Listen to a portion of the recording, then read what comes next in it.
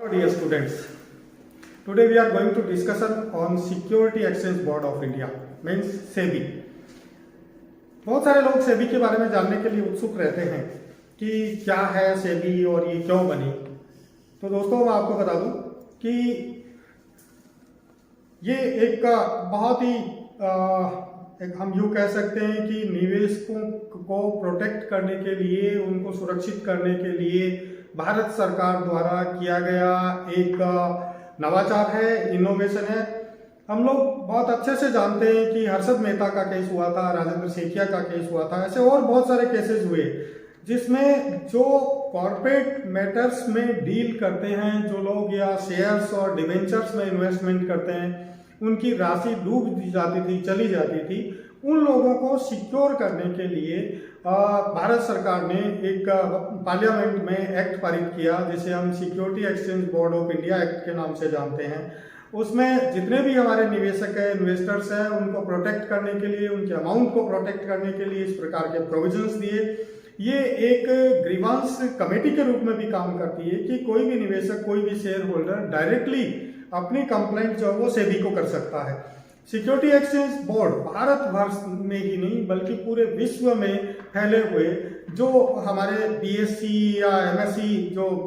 Stock exchanges है उनसे related भी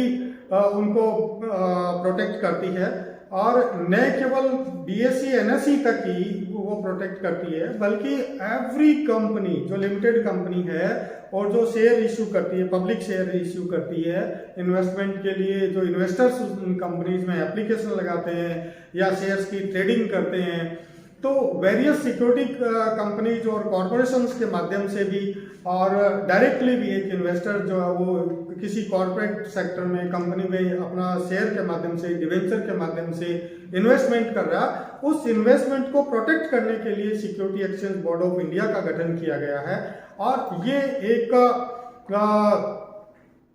निष्पक्ष रूप से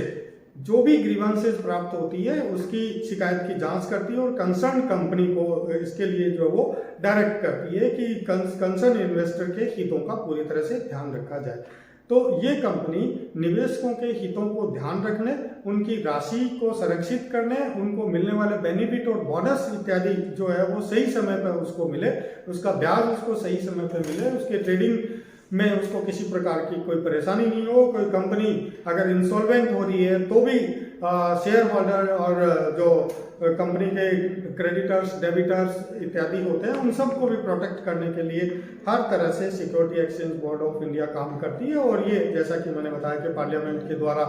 पारित किए हुए एक एक्ट के द्वारा बना हुआ निकाय है और ये पूरी तरह से एक वैधानिक निकाय के रूप में कार्य करता है। यहाँ एक चीज़ और मैं आज शेयर करना चाहूँगा आपके साथ। जो security exchange board of India act है उसके प्रोविजंस के बारे में हम अलग से चर्चा करने वाले हैं, बट आज मैं बता दूं कि हमारे जो लॉ के स्टूडेंट्स हैं उनके लिए एक बहुत यूजफुल इंफॉर्मेशन मैं देने जा रहा हूं। दैट इज कि security exchange board of India ने अभी अभी असिस्टेंट मैनेजर लीगल की वैकेंसीज निकाली है और सिक्योरिटी एक्सचेंज बोर्ड अपने आप में एक बहुत अच्छी इंस्टीट्यूट है जिसमें जॉब करने के लिए लोग तरसते हैं। तो ये अवसर है आप लोगों के लिए कि आप असिस्टेंट मैनेजर लीगल के लिए वहाँ अप्लाई करें और वहाँ जॉब भी कर सकते हैं। Thank you so much.